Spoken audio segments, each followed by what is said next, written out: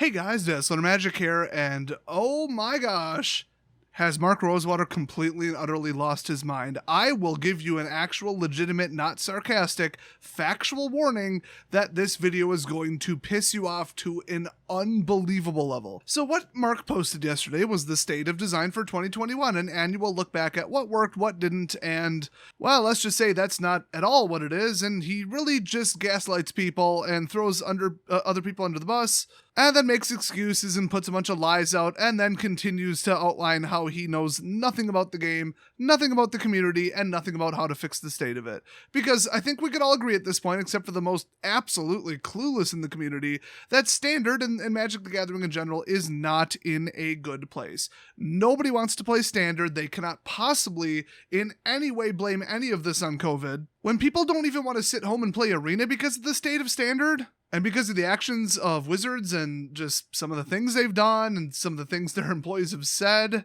yeah, that all needs to be addressed.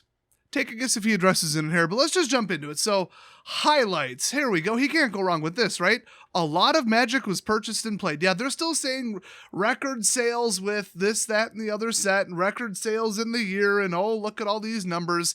I don't know how they faked these numbers, but it's my opinion that they did, and I'm just going to leave it at that. There's no way with the Arena going down, Paper going down because of COVID because nobody could play, and all the sets being valueless crap, and people getting super over and smarter than this collector's booster crap, where now that's actually more common than the regular trims of the cards, and the falling values happening quarter after quarter after quarter, that people, you can't tell me people still kept buying into it. I don't believe that. So let's get past that. He says, I think it was a strong year for design resonance. Don't know or care what that means, and I'm not going to read it. Set boosters were a hit.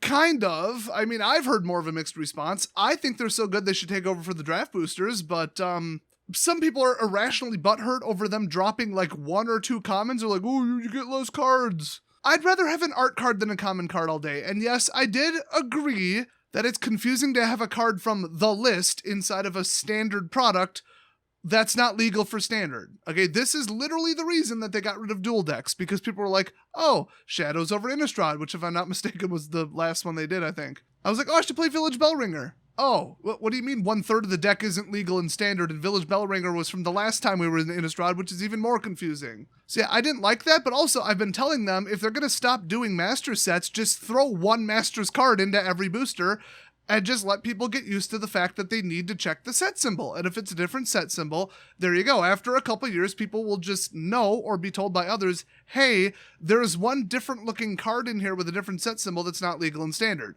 Just FYI. And plus, who doesn't build a deck using like a digital search assistant now, like Scryfall or the new app, which by the way, they just rolled out the card database beta thing, or like the Gatherer website, or like any of that. They're not going to get too confused if they ask, hey, why isn't this showing up? People say, because that's like the bonus card that's not legal. It's for other formats. And then you tell them about other formats. So I think it was able to be worked around. So I think set boosters were generally good. And he said they were a hit. But here's the problem. Okay, I've heard from store owners something that I wouldn't have expected because I'm not a store owner. They are using the sales numbers of set boosters when they told the stores, hey, we can only send you like 6 boxes of draft boosters, but you can get as many as you want of the set boosters. And then they're like, hey, sell us your sales logs, sell us your sales statistics. Even if you're not applying for premium, I heard that they went to some stores and said, we need your sales numbers, just out of nowhere. And then they're like, oh, look, they sold a bunch of set boosters. That's because you sent them more of them and they ran out of draft boosters. And apparently Wizards is dumb enough to believe the numbers and not realize that all the different like printing restrictions and delays and all that might throw this off. I'd like to think they were smart enough to be like, oh, we didn't ship these out on time, so people bought more of what we did ship out. But it would appear from what I'm hearing that that is not the case, which is astonishing. That level of stupidity is like right out of How Not to Do a Scientific Sample Size and How Not to Throw Off Your Stats. Or How to Throw Off, whatever. Maybe Mark Rosewater just got 10 tweets about, hey, we kind of like the art cards, and then he used that to project onto the other 10 million customers as if that's how many they have left. I don't know. I don't know what their basis for it was, but I think it's not quite as cut and dry as he put. So now we get to the lessons.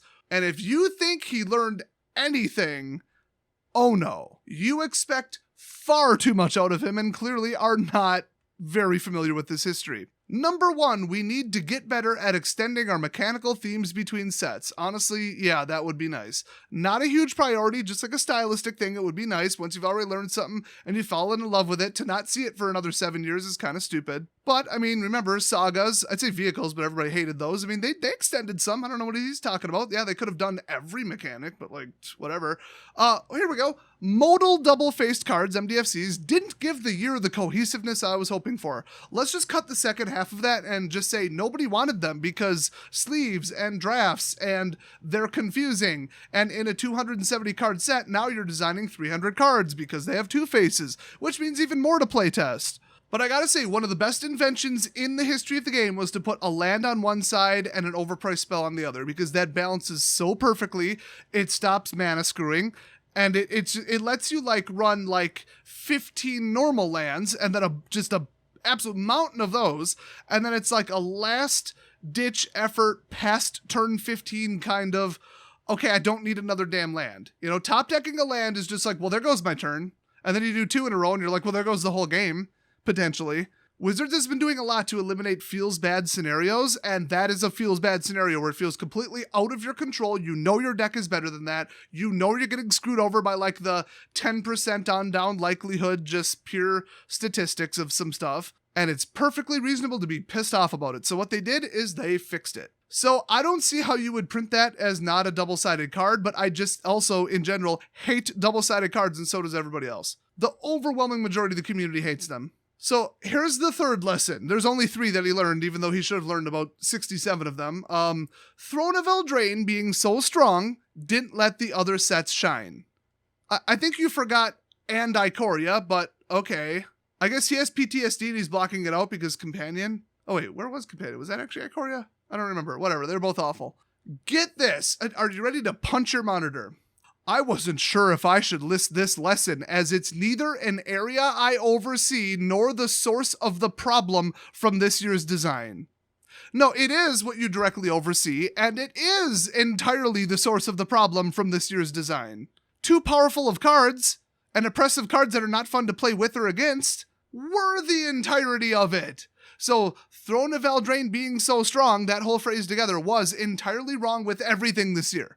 Everything. You shouldn't have printed half the crap from that set. Oko was a disaster. There's cards that continue to be a disaster from it. Just look up the top 10 things that the community has said they don't want, like mill and all control decks and all discard decks and hand disruption on turn 1. And don't do any of that ever again. Alternate win cons, get rid of it. Stuff that you can't interact with, like energy and hexproof creatures, get rid of it. Bullshit gimmicks like all flying decks, get rid of it. And when something becomes problematic, you need to ban it approximately 95% sooner. But okay, he's not wrong. Ban decisions are not entirely his department or at all. But who designed the cards in the first place? And he keeps saying he's concept design. He's kind of like mechanic design, but he doesn't design individual cards, except every single damn week he comes out on Twitter and says, look at this card I designed. I designed that. Oh, you guys like that card? I designed that card. Make up your mind about which lie you want to go with, or I've got an idea, tell the truth. Or actually, I've got a better idea, quit your job, because half this shit is your fault. Companion was trash. A whole bunch of the cards you personally designed were trash. And I get it, you're not playtesting, you're before that. But if you stop designing stupid, broken, poorly conceived shit like Companion, then playtesting wouldn't have to do their job as well. Or I don't know, they don't do it well, I don't know how to phrase that, but you guys get where I'm going. They're all awful, but at least get rid of the weak link in the chain that you're responsible for. That's the best way to phrase it. So him just throwing everybody else under the bus saying, oh, the power level, that wasn't my department. Well, it was, because you're the first step in design, you lying sack of shit. So let me just reread this in its entirety now so that you can see the other bullshit he threw into this. I wasn't sure if I should list this lesson, as it's neither an area I oversee nor the source of the problem for this year's design. However, it was the number one piece of criticism I can read, I swear, I got about last year's design. Throne of Eldraine's power level kept many of this year's fun mechanical themes from seeing as much play as they normally would in an average year. The audience enjoyed the year's mechanics and themes, just they wished that they could have played them more in standard events. Well, you crank up the power level that high and realize that you made a mistake and then you crank it back down. Well, then, like I said, you're going to have about 1.5 to 2 years of people not buying and not being able to use all the weaker shit because it can't compete with what's already there. So you need to pair it with aggressive bannings, and you didn't do that. I guess because people are making fun of us for how many bans we're doing. So we're just not going to ban anything because of our egos. Oh, why is nobody playing standard? Why is everybody complaining about standard? Why is nobody touching all the new sets?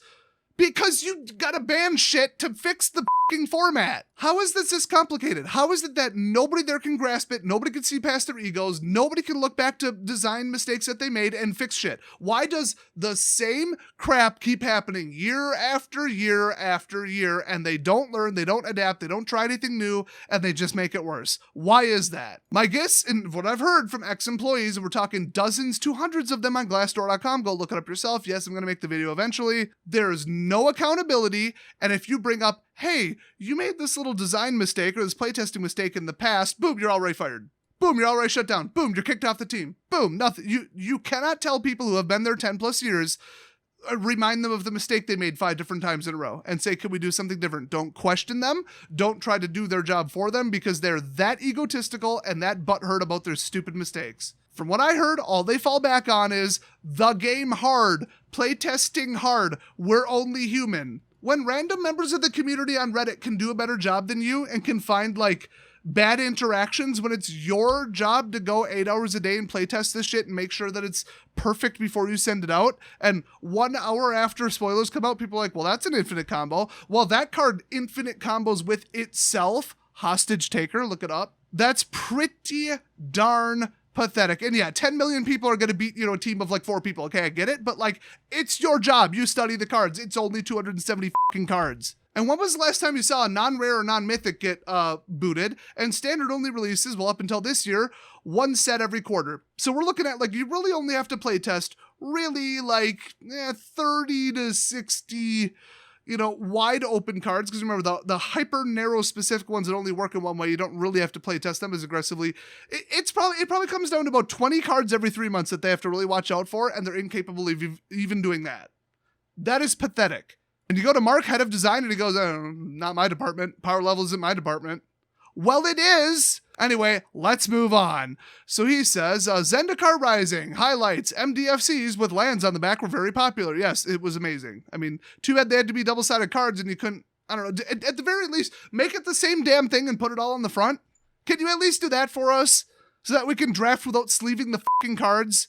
So that we don't have to use like proxies or like Sharpie the back of a land and then show the card in a clear sleeve, or like take the card out of its sleeve, damage it every time, and then flip it around and then remember to do it, and then you forgot to do it. Then you got to flip it. Then your opponent can see what double-sided cards don't work, you idiots. So yes, people like the concept of it. Don't get it twisted. We still hate the card back not being there because we need the card back to be there. You don't just say, well, then just sleeve them because then you can't see the back, and then we need to see the back. You need the sleeve to cover what the back is, but then you got to flip it around, and like nothing about this works. Nothing. And yet they pat themselves on the back and say, look how popular they were. Yes, the idea of them, and in digital, in a practical sense, we still fucking hate them.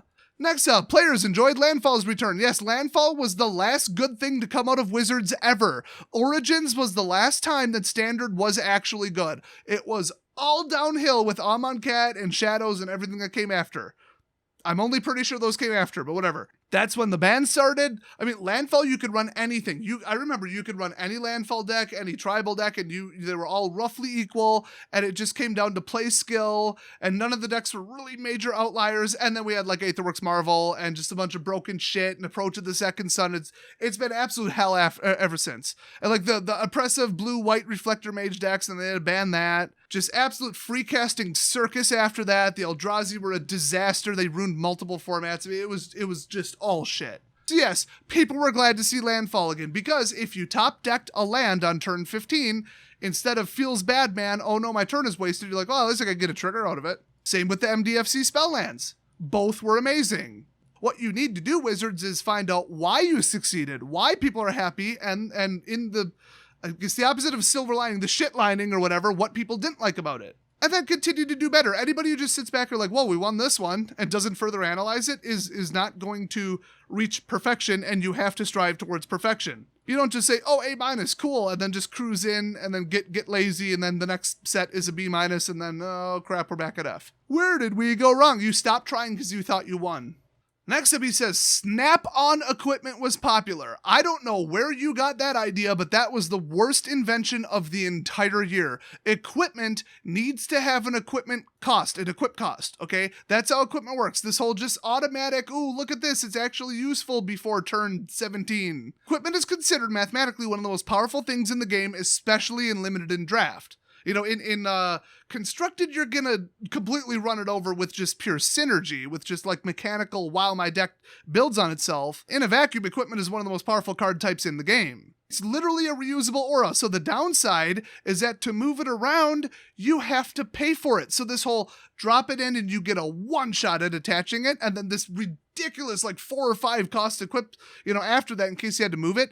It's not a upfront power boost with like a backup plan. That's not what equipment is. So no, the Snap-on equipment was not popular. It was not good. It was mathematically completely not sound, and you need to never do it again. So they just said, we got positive feedback on it. Yes, from stupid, obnoxious, have to win at all costs, fun doesn't matter, net decking, hyper-competitive, pro-wannabe douchebags who want an easy way to run their opponent over on turn 4 because they don't care about anything else. So they're like, oh, this is wonderful, this is great. No, it isn't. Stop listening to them. Stop listening to your Twitter followers. Stop listening to the pro scene. Stop listening to 1% of the community that's completely biased. I mean, seriously, they take these surveys, but then they send it out to social media, which is all their ass-kissing followers that think Mark Rosewater can do no wrong. Oh, and the pro community. And by the way, if you're like, ooh, what's that fan sound in the background? I'm f***ing hot. F*** you. And the next absolute moronic statement is you enjoyed Party's general design space and liked it in Limited. Those are two completely different things, and also, no. Party was dead on arrival, and I saw a couple of people play it, it didn't win, and it fell flat. It's just a cheap, shitty, less reliable, less doable, less attainable version of Devotion. It's one of those snowball effects, okay, where the more you have in play, the more power you get from it. So that's why I'd like to compare Party to Devotion. But Devotion was dead-ass simple. How many blue do you have? How many black do you have? Simple. With this one, it's like, oh, well, you have 2 rogues and you have 2 clerics. You don't really get as much. And then, well, somebody blew this up because it's a power card, but it just happened to be a cleric. And everything was just clunky, didn't really work, but it was way harder to get consistency. Whereas with Devotion, it was like, I have 7 things in play, and because of that, I'm more powerful. But also, they're all just green.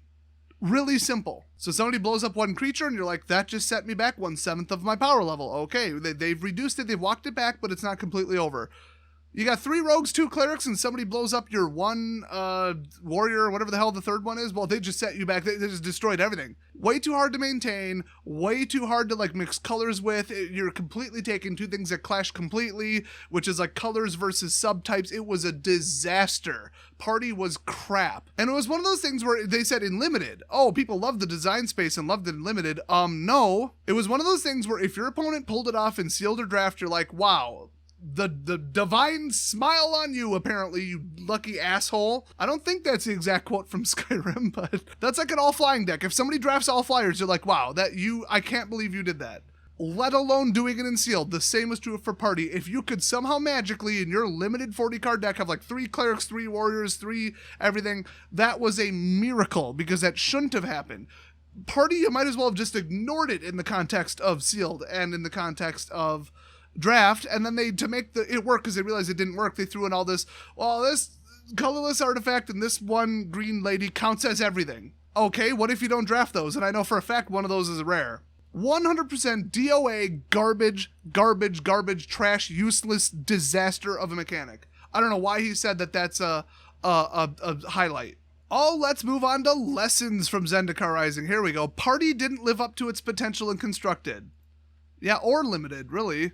I mean, Draft, okay, you can be more selective, you could probably pull it off, but Sealed, which I consider more important and more enjoyable and more competitive and more fair, absolutely DOA. So, yeah, Party was garbage. The set didn't bring back the things they wanted brought back. Well, that's going to always apply. Just ignore those people. And Third Visit didn't feel like it added anything new. It felt like we weren't even on Zendikar. I don't know what planet that one came from, so he's just completely out of touch. Then Commander Legends. I don't even care about Commander Legends. We're talking about standard, but I'll just burn through the headlines here. Highlights. Players like the new limited format. Probably not. I wouldn't know. Players love throwbacks to old Magic lore. Yeah, that's a gimme. That's just like the dumb nostalgia baiting bullshit you could do with every set. I don't know how you're surprised by that. Players enjoyed the cool Commander designs. That's one way of putting it. Players liked reprints. Players always like reprints. Holy shit, that's the best you could come up with for the highlights. Yeah, Commander Legends was kind of shit. Lessons. There were many suggestions about how to improve the draft format. That really does contradict what you said about players like the new limited format. Okay, I mean, I guess from a high level in general, they like the idea of it, but then for lessons, they hated the draft environment. Overrides it a bit, don't you think? Some cards warped constructed Commander. Did they really? So you're admitting to the power creep again. Some cards could have been white.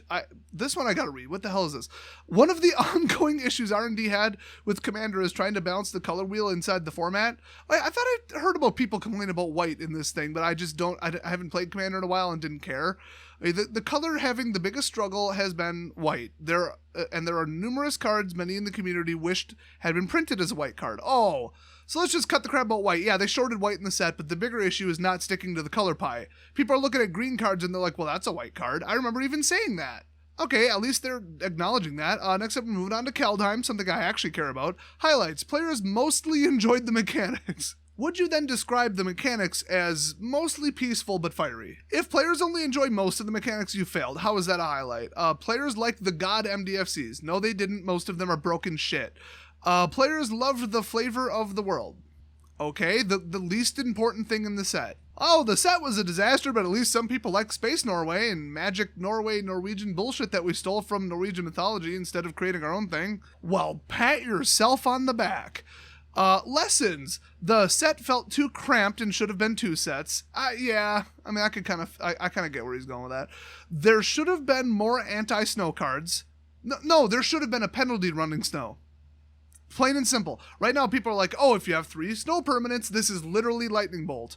Okay, so that's the only snow card in my entire deck. What is the downside to running 100% Snow Mountains? Absolutely dead-ass nothing. That was the problem, is you're adding an upgrade and not putting a downside, so now people will just, by default on Arena, throw in snow cards. I had to throw them into my deck, even though not one damn card in my deck cares about snow, but I had a couple cards that steal my opponent's shit. So just in case I stole my opponent's permanent that had a snow effect, I could run them, and there was no penalty in my deck whatsoever. That's right up there on the screw-up scale of not letting people interact with energy or ether or whatever. If there's no downside, people are just going to do it. If it's like, oh, well, then your stuff is limited. That's the other thing. You're not limited. It's not like you couldn't spend the snowman on regular cards and you could only run snow cards. That would have been the limit. It was such a ridiculously bad decision to add snow cards and not have a downside. Now, don't ask me what it could have been, what they could have possibly implemented. Like every upkeep you roll a die, and if it comes up 2 or lower, you have to blow up one of your snowlands. I mean, like what would be a liability? What would be the downside? I have absolutely no idea. But my answer to you would be don't add snow bullshit back into the game. There you go. Solved. Hire me, Wizards. I'm looking for a job. What the hell? I'm clearly smarter than most of the people who are working there, but I'd say that about the majority of the community too, and several dogs I know in my neighborhood. And the last one is we stayed too close to Norse mythology. Yeah, didn't they literally name him Loki, or like Loki spelled differently?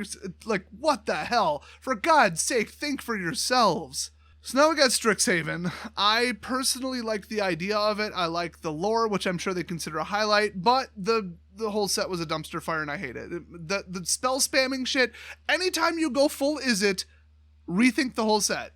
Because people are sick of this storm bullshit. It's called the storm scale for a reason. I'm sick of just magecraft, spell spamming. This spell doesn't do anything. I'm just casting up because f*** it. Oh, look, I'm swinging with a 10-10 on turn 4. How'd that happen? It's an all-in glass cannon bullshit. And then if I fail to kill you and you bounce it back to hand and I burn my entire hand, I'll just forfeit. Wow, what a fun and engaging, exciting, definitely worth shuffling match that was. Magecraft was shit. The whole, oh, they're wizards, so they gotta chuck spells around and everything's involving spells. No, at the end of the day, you gotta make a set that actually functions, that isn't complete ass. So tying it that close to the lore was pretty dumb. So, highlights. Players love the Mystical Archive. Literally everybody hated the Mystical Archive and it ruined Historic. I don't know what the hell he's talking about. I mean, okay, people liked more value in their booster packs. Wow, ooh, shocker. But what did it do to the formats it affected? And from what I heard and saw with the prices of the alternate frames, they were lower in value than the originals of the cards. And we're talking shit that was like 5 or 10 years ago, not, ancient stuff where it's a collector's item. I thought they looked cool. Apparently I'm the only one, which that's surprising. People hated the Mystical Archive. Hated it with a passion. It was not masterpieces. It was garbage and it ruined an entire format. Okay, next up. Players enjoyed having a Spells Matter set. No, they didn't. Storm is awful. Shut the hell up. Players liked the lighter tone and top-down designs. Don't know what that means. Don't care. Not gonna read it. Players appreciated us trying something different. We'd never appreciate that. With a faction set. The first thing people said was, holy shit, they just slapped a different coat of paint on Ravnica. Oh, this college is clearly this thing from Ravnica, and this is clearly the Izzet Guild, and this is clearly Golgari. What the hell do you mean trying something different with a faction set? You tried nothing different. You shoehorned in War of the Spark because you felt like doing it again for some reason. He literally says in here, we tried to create 2-color factions that felt different from previous takes on the 2-color pairings. Well, you didn't. They even said, mostly we succeeded. No, you failed. Everybody agreed you failed. They even wrote a whole article. Mark wrote a whole article explaining how they're completely different and they might look the same on the surface, but they're actually not. And really, I mean, he made some points, but at the end of the day, it's really just the same bullshit. Because you know why? The Color Pie does the same shit. So why don't you just, agree to it? Just be like, yeah, well, there's only so much we can do with these two. We tried to make them different, but they're mostly the same. Oh, well, deal with it. We're not going to add 5 more colors to the game. Piss off. Lessons. Hey, I hope the first lesson is lesson cards because sideboards are bullshit. I don't see the word sideboard anywhere in here. You're an idiot, Mark, if you didn't learn anything from that. Every single last human being on the planet who has ever touched Magic wants the phrase "from outside the game" banned from every card forever from now until eternity. I don't know if you caught that from social media or not. How the did that not make it into lessons? How? So lessons. Some players wanted the schools to be more different than their guild equivalents. I could have sworn that you just said you knocked it out of the park with making them different than their guild equivalents. In fact, you just called them guild equivalents. Holy shit. Way to admit it. MDFCs had too much going on. The whole fucking set had too much going on. And third, the set treated American schools too much as the norm. Oh, you weren't woke enough. Oh, you based it on what you knew instead of your ridiculous projections of what Japanese schools are like. Oh, you didn't include too many uninformed stereotypes at Kamigawa. Oh, that's a shame. F*** off. Oh, this set wasn't woke and culturally diverse enough. Shut the f*** up and create a set that isn't shit. How about that? How about focusing on that first? How about focusing on anything anybody in the community gives a flying f*** about? So then he moves on to Modern Horizons 2. I mean, honestly, who gives a shit? So let's just burn through this. Let me make sure this... Yeah, no, the D&D set is after this. Okay. Highlights. Players love the flavor of mechanical card backs. Sure. Players like seeing old mechanics get new cards.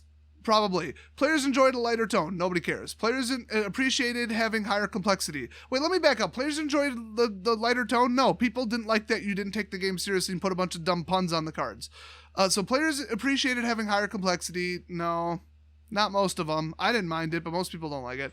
Lessons. There was too much going on. That could mean anything, and I don't care to read what he says. Some players worried about the impact on the modern format. No, some players saw the impact on the modern format and got worried.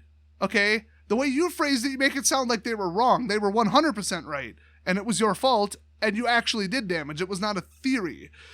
Too much stuff for Commander, and also not enough stuff for Commander. Yes, one lesson to take away is that Commander people will never be happy, and you need to stop designing every set for them because, honestly, f*** them. So, the D&D set. Highlights. Players enjoyed the execution of adapting D&D to Magic cards. Yeah, duh, obviously. They're going to say the same about the Lord of the Rings set that's coming out later. Players like the use of flavor words. Let me just fast forward to the lessons. Mixing flavor words and ability words was confusing. There we go. Let's jump back to highlights. Did 2 different people write these, or is he just bipolar, or is he that stupid? Or does he think we're that stupid? That's actually probably what it is. And third, we added some cool things to white. Well, thank God. Too bad white life gain is completely and absolutely fucking out of control because they're all flying, they're all angels. It's a tribal boost that on top of it gains life, making it harder to kill. Plus it has the best removal in the game. Yeah, you done up white, actually. Oops. Lessons. The set created very polar responses. I'm going to see what he means by this. All my highlights, well, except for white getting new stuff, were also the source of complaints. So in other words, they're all bullshit and you actually f***ed up and there were no highlights. Gotcha. Some players don't like us making Magic card sets in other properties. Oh, like intellectual properties. Some players were unhappy with which cards we chose. Okay, yeah, whatever. Blah, blah, blah. Where's Elminster? He literally says that. Okay, whatever. Shut up. Okay, yeah, you dipped into a fan base and then it wasn't perfect enough for anybody because you never live up to their standards. Yeah, duh. How's that a lesson? What are you going to learn from that? It's just what is going to happen. Get over it. Next up, some players wanted to see flavorful returning mechanics. What do you mean returning? We've never been to the D&D world before. And then mixing flavor words and abilities was confusing. Yes, I initially didn't even know what I thought they were mechanics. I've never heard of a flavor word before. I'm not even sure they've done that ever before. When I've been playing the game for 8.5 years and you confuse me, you've really f***ed up. At least they're admitting it. So then he says, in closing, a look back. And with that, we come to the end of this year's look back. We tried a lot of cool new things, most of which seemed successful, wrong, but didn't come without some thoughtful feedback from the players. That almost sounds sarcastic, and knowing him, it absolutely is. There's a lot to think about as we make Magic's future. As always, just as I'm eager to hear your thoughts on sets, I'm also eager to hear your thoughts on my thoughts on your thoughts on sets. Okay, what did you think of this year's State of Design article? Oh, watch my video and find out, asshole. And my take on the highlights and lessons. You literally listed highlights and then undercut like 2/3 of them in the lesson section. That's what I thought of it. You did a terrible job, and thinking that you came through this with, oh, there's a couple little things that need work. No, it was an absolute wrecking ball to the format. You lost half your active users and everybody's pissed. So you should have red lights flashing, emergency going off saying, holy shit, how do we fix the game at this point? Not, we made a couple little minor stylistic and this and that. No, you should have banned 50 more cards, you should have rotated early, and you should have thought about, what put the game in this state? While you're fixing it with drastic actions, like they did for Companion, you can't say that wasn't drastic. You also can't say it was this year, technically, but also this year isn't over yet, so I don't know why the hell he's making a 2021 design thing. We still have 2 more f***ing standard sets to come out, you dumbass. $10 says they don't make it into the 2022 look back. But yeah, they need to look back and say what went wrong, what can we do to stop it, what did the players really think, were they legitimate in these complaints, and are we listening to a biased section of the community? But they never ask themselves that. They aren't even aware of the fact that they should ask themselves that, and that's the problem. Well, I mean, really, honestly, a lack of self-reflection, okay, but they take surveys. What they should do is send out the surveys randomly, literally at random, or to everyone who has an email address associated with Arena. Okay, not just, we tweeted it out, because then you're going to get Twitter morons taking your poll and throwing all of the results off. Twitter community, that is the dumbest possible pool of people you could possibly reach into who have the worst grasp on the game, and they're just going to be like, it wasn't woke enough or it was woke enough, that's all I care about, 10 out of 10 on the shittiest sets and the shittiest cards. They have no idea what they're talking about, they have no idea how the game works, and worst of all, that's where all the pro players hang out, and the last thing you should ever do is listen to that 0.0001% of the community, and actually I think I'm missing a 0 there. So yeah, this is just more, assurances from Mark that nothing's ever going to get better, and that 2022 is going to be just as bad as 2021 because they think they did a good job. I would absolutely love to think that after writing this, he sat back and thought, okay, I didn't absolutely throw the company under the bus because I like to, keep my job, and because I'm always like the PR cheerleader, yay, Wizards, everything they do is great guy. But looking at his absolute, mental break Twitter meltdown 19-hour tweet rampage that he went on when he finally was forced to admit to himself and stop being delusional about Companion and finally have enough people tell him that he's crazy that he finally believes it, I think that he's not just covering for Wizards and he's not just painting a rosy picture because this is going up on Daily MTG and he can't make the company look bad, and they're already in a bad enough state with the people pissed off enough, so he doesn't need to layer on. So he painted this beautiful idealistic picture of 2021. No, I don't think that's true. he has repeatedly just written off people with legitimate criticisms as just haters, just people who are going to be mad no matter what, and people who want something different than what the game offers, and anytime he hears something that like sounds legitimate, he just writes it off for one of 10 different reasons. Just pull an excuse out of a hat, and then this is why I'm not going to listen to this person. And then he gets his little bubble on his little blog and his little Twitter account, and everybody's like, oh, don't worry, Mark, you did fine, and this was fine. And people who don't like it are just casuals who can't build around it. And there's nothing wrong with this broken combo. There's nothing wrong with Oko. Stop listening to those people. But like legitimately on a daily basis, he thinks that's reality. So the fact that he's that far gone and he can't just sit back and be like, what does the community really think? Let's take a real poll. Let's take like some actual feedback from real random ass people. Anything other than that, he's going to continue to be biased. He's going to think he's doing a good job, and he's going to keep making the same mistakes. And he is absolutely obsessed at like a fundamental psychological level. This is clear with like 50 different statements that he made. He is obsessed with making things that push the limit, because then people will say, whoa, look at what Mark did. Whoa, he's so cool. He designed this new thing and it's so innovative and I want to put it in my deck immediately. And this, I've never seen anything that does this before. Whoa, something that doubles every turn. Whoa, something that doubles in power. Whoa, something that is an automatic 8th card in your opening hand. Whoa, mind-blowing. Mark is the greatest designer ever. He is obsessed with people doing that. And then when something gets a 7 or higher on the storm scale, that guarantees you, ironically enough, that he's going to circle back to it. We've already seen Infect, we've already seen Storm come back, but he's obsessed with like when people say, oh, Mark designed this mechanic and it was complete shit. We've even just seen Threshold. 8 cards or more in your graveyard? That's literally Threshold +1. Oh, except it's your opponent. Who gives a shit? That just encourages mill. Who gives a shit? He cites Threshold as one of the biggest design mistakes he's ever made in his life. He said that in the 50 years, 50 lessons, or what, I don't think it was called that. I think I got that a little bit wrong. 20 years, 20 lessons, 10, whatever. It made the list. He said Threshold was a fundamental error, and then he circled back around. Companion, they wouldn't even put it in. Then he circled back around about 4 years later. I think it was supposed to be in BFZ, he said. Storm, circled back around when we were in war, because is it? Infect, Finn. He is obsessed with like correcting people on saying that he designed something bad, because he can't live with that. He can't just be a mature adult and just say, okay, I made a mistake. This was bad. Whatever, let's move on. I won't do it again and I'll learn from it. He's like, no, we're circling back. I'm going to do it right this time. And I'm going to prove that it wasn't a fundamentally bad idea. He is so obsessed with his own ego and his own track record at the company that it's affecting his ability to design cards and making him constantly push dumb shit on the rest of the staff.